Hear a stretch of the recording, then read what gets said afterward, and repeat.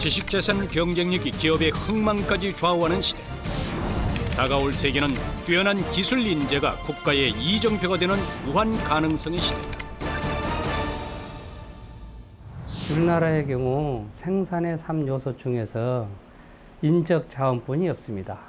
이 가지고 있는 인적 자원을 최대한 활용하기 위해서는 기업의 현장에서 뛰고 있는 직원들의 경험 또는 축적된 노하우, 기술들을 활용하고 그 채택된 기술들을 직무 발명 제도라는 제도를 통해서 발굴함으로써 직원의 사기 방향은 물론이고 기업의 가치를 창출할 수 있는 가장 중요한 방법 중에 하나이므로 직무 발명 제도가 중요하다고 생각합니다.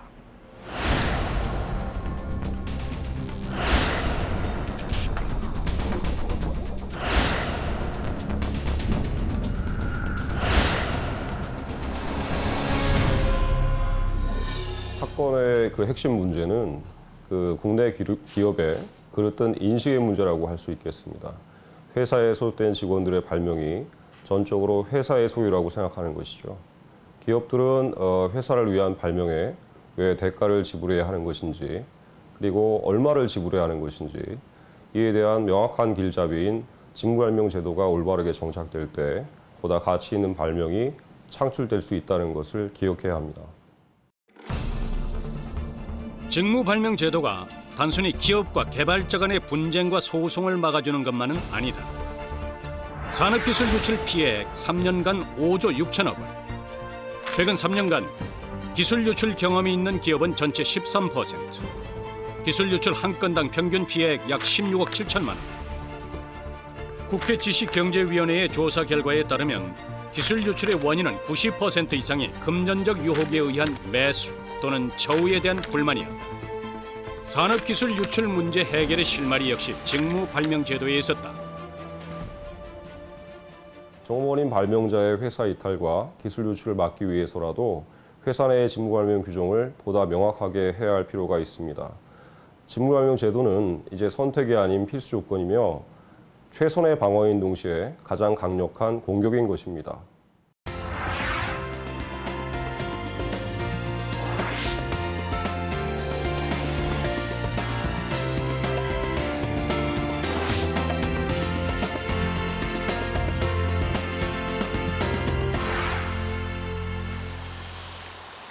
미국 특허평가 세계 1위 달성에 빛나는 에트리.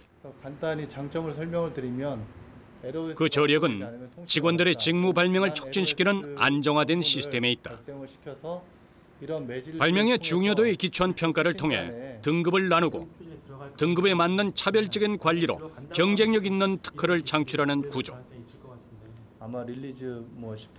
그중 최상급 발명인 S등급은 특허심의위원회의 구술심의를 통한 집중 관리를 받는다. 특허심의의 목적은 제한된 아이디어를 특허 권리화로 할지 여부를 결정하는 중요한 회의고요. 더 나아가서는 서로 토론과 디스커션을 통해서 그 발명을 구체화하고 또 그 발명을 어느 국가에 어느 몇 개의 국가에 출원할지를 결정하는 중요한 전략적인 회의입니다. 안정화된 직무 발명 제도 덕분에 직무 발명으로 받은 보상금이 연봉을 훨씬 뛰어넘는 직원들도 많다. 찍었고요. 그거를 TV 두 대니까 이제 4K, 2K에다가 뿌리려다 보니까 이처럼 직원들의 발명 특허 개발을 촉진시키는 에트리의 직무 발명 제도의 특징은 무엇일까?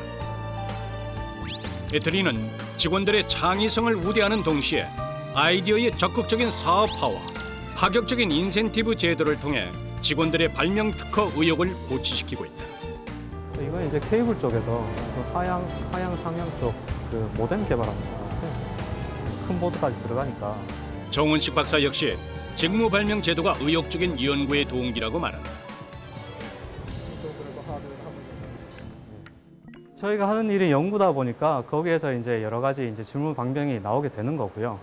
그리고 그 발명이 일단 전 세계적으로 사용된다는 것 자체가 연구자로서 이제 보람이고 이제 굉장히 자부심을 느낍니다. 자부심을 느끼는데 거기에다가 이제 보상금까지 나오니까 그걸로 인해서 더 의욕적으로 이제 일을 할 수 있게 되는 어떤 동기가 되고 있습니다.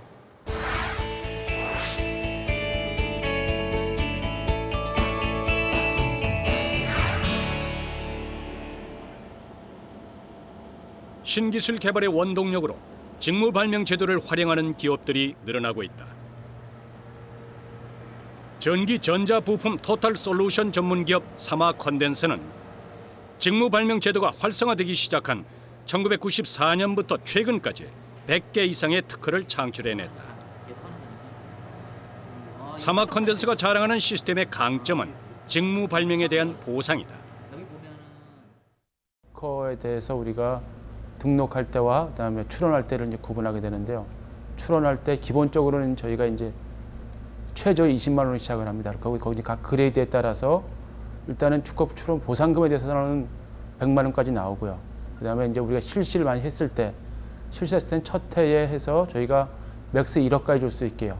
그렇게 돼 있습니다. 직무 발명 제도는 첨단 전자부품 시장의 신기술을 선도해 나가는 핵심 동력이 됐다. 지식자산 확보를 미래 자산으로 여기는 사마컨덴서는 경영자부터 신입사원까지 직무 발명과 직무 발명에 대한 보상의 중요성을 인식하고 있다. 좋은 아이디어를 제안하기 위해서 회사 대표까지 직무 발명 과정에 참여하는 사내 문화. 이런 과정을 통해 신기술 개발의 꿈이 더욱 견고해진다. 네, 직무 발명 제도는 우리 직원들의 창의력을 북돋우는 그런 하나의 계기라고 볼 수가 있습니다. 창의력의 결과로 얻어지는 특허도 중요하지만 그 과정에서 얻어지는 직원들의 성장, 능력의 신장, 이것들을 느끼기 때문에 직원들은 더 열심히 이 창의력 활동에 즐겁게 참여를 하게 됩니다.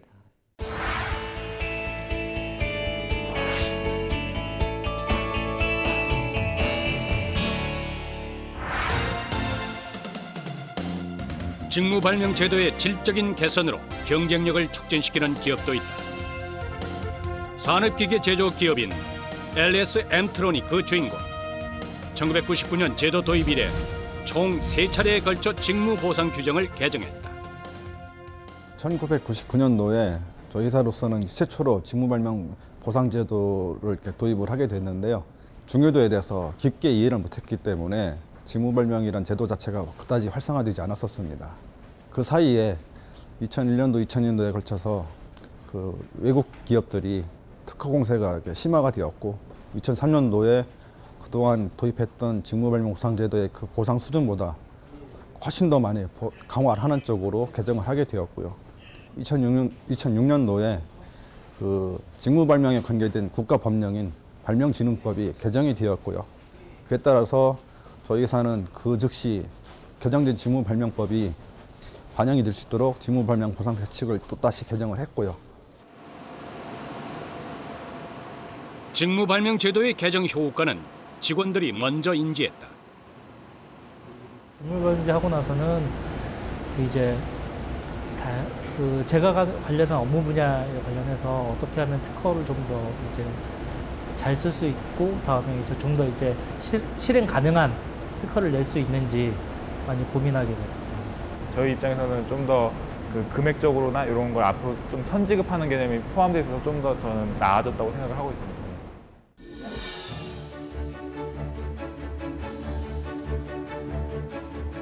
특허청에서는 직무 발명 제도를 안정적으로 보급하고 더 많은 기업들이 직무 발명 제도를 도입하도록 정책적인 혜택을 제도화시키고 있다. 직무 발명 제도 도입을 비용으로 생각하는 CEO의 인식 전환이 가장 중요한 것 같습니다. 그래서 저희 특허청에서는 매년 약 60여 건의 직무 발명 제도 설명회를 가지고 있고 이 설명회를 통해서 직무 발명에 관한 표준 모델을 제공을 하고 있고 그리고 우수 사례를 적극적으로 보급을 하고 있습니다. 그리고 이미 직무 발명제를 도입한 기업에 대해서는 각종 세제 혜택을 제공을 하고 있고 특허청 지원 사업에 사업 대상자를 선정하는 데 인센티브를 주고 있습니다. 훌륭한 발명 하나가 기업을 살리고 국가 경쟁력이 되는 시대. 직무발명제도는 우수한 발명자가 우대받는 사회를 만드는 토대다. 특허, 그러니까 발명을 하고자 하는 그 동력이라고 할까요? 판매를 했을 때 발생되는 이익금의 일부분을 이제 연구원들에게 다시 나눠주는 부분에 대해서는 만족스럽다고 생각을 합니다. 이렇게 보상을 받을 수 있다는 게 그게 많이 알려지면 그 공대의 그 활성화에도 도움이 되지 않을까. 우리 기업의 경쟁력을 창출하고 정당한 보상을 통해 우리 사회의 풍토를 바꾸고 우리 모두의 희망찬 미래를 보장하는 힘. 지식재산 시대의 핵심 키워드. 지식재산 강국의 문을 여는 열쇠. 직무발명 제도를 기억해야 할 것이다.